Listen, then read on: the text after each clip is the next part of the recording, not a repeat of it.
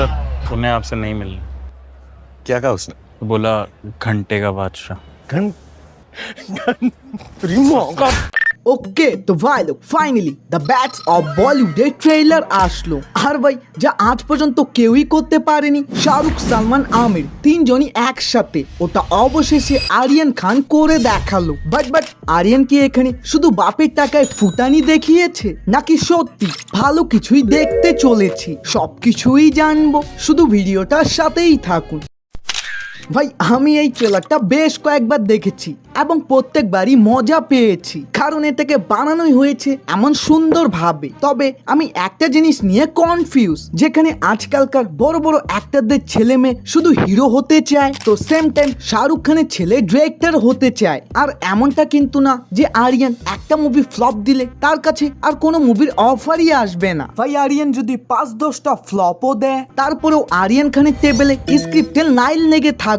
But সেগুলো বাদ দিয়ে নিজের ফ্যাশনকে ফলো করতেছে, যেটা দেখে আমার খুবই ভালো লেগেছে। আর যদি কথা বলি ট্রেলারটা নিয়ে, মূলত গল্পে আমাদের হিরো শুধু একটা মুভি দিয়ে হিউজ পপুলার হয় অ্যান্ড এক্স্যাক্টলি এরপর তার লাইফে কি হয় এবং সে কি সিদ্ধান্ত নেয় ও তার লাইফ আসলেও পরিবর্তন হয় কি না, ওটাই আমাদের দ্য ব্যাটস অফ বলিউডে দেখানো হবে। যেমন এরপর তার করণ জোহরের সাথে কাজ করার কথা ছিল, কিন্তু এর মধ্যেই জানা যায় তার উপরে আন্ডারওয়ার্ল্ডের লিঙ্ক আছে, তাই পুলিশ তাকে গ্রেপ্তার করে। বাট দ্য টুইস্ট ইজ এর জন্য তার নাম ডুবার জায়গায় আরো দ্বিগুণ পপুলার হয়। আর এই সিনে যে লক্ষ্যে ববি দেওয়ালের সাথে ফাইট করতেছে, হয়তো এটা ববির মেয়ের কারণে। আই মিন তার মেয়ে হয়তো লক্ষ্যকে ভালোবাসতো, কিন্তু সে তাকে রিজেক্ট করে দেয়। ওয়েট খেলা এখানেই শেষ না কিন্তু।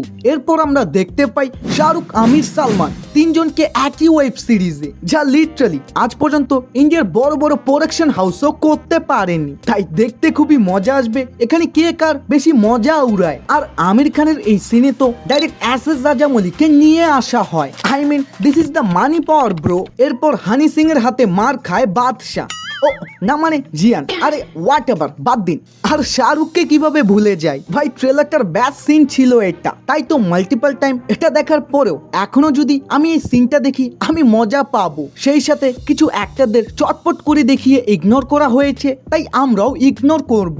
আর হ্যাঁ, মুভির ম্যান হিরো লাগছে ভাই একে দেখে মনেই হচ্ছে না এটা তার ক্যারিয়ারের second project. Just outstanding performance. আর ওভারঅল যদি একটা রিভিউ দিই, আমার এটা অসাধারণ লেগেছে। শুধু আশা করব ট্রেলারটার মতো যেন পুরো ওয়েব সিরিজটাও ভালো হয়, না হলে তো